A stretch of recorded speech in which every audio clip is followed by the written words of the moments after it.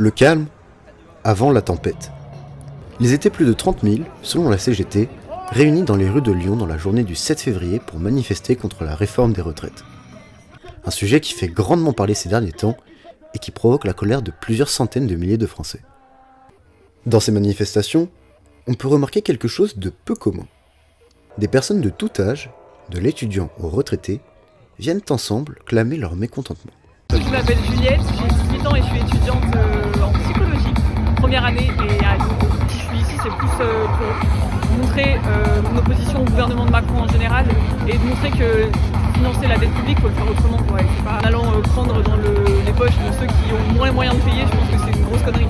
Je m'appelle Hervé, j'ai 29 ans, je suis chargé de projet dans une asso. Je pense que la réforme elle n'est pas égalitaire du tout, il y en a qui vont prendre très très cher, notamment les aides-soignants, les infirmiers qui sont précarisés.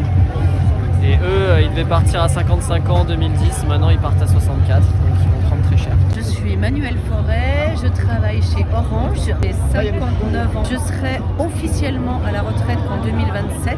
Je suis totalement contre cette réforme des retraites. Elle est injuste pour les femmes, pour les gens qui ont peu d'argent. On dit que le système sera déficitaire, mais qu'en 2030, donc de toute façon, il y a beaucoup de choses à régler. D'ici là, on ferait mieux de s'occuper de l'hôpital, de l'éducation. Je pense que c'est catastrophique. Il y a déjà des gens qui sont complètement acculés, le pouvoir d'achat qui a chuté. Tous les syndicats sont ensemble. C'est hallucinant, quoi. Voilà, on ne comprend pas. Je m'appelle Marc Ducharme, j'ai 63 ans, je suis à la retraite depuis 3 ans et effectivement je manifeste contre cette retraite, cette volonté du gouvernement d'imposer ces changements qui me paraissent profondément injustes. Il y a tellement d'autres sujets à aborder concernant le travail des seniors, notamment les conditions de travail, le temps partiel.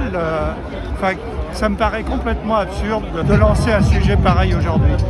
De nouvelles manifestations sont prévues à Lyon le samedi 11 et le jeudi 16 février, mais aussi le mardi 7 mars pour lutter contre le passage de cette réforme. Si le gouvernement ne semble pas vouloir céder, les manifestants, eux, ne perdent pas espoir.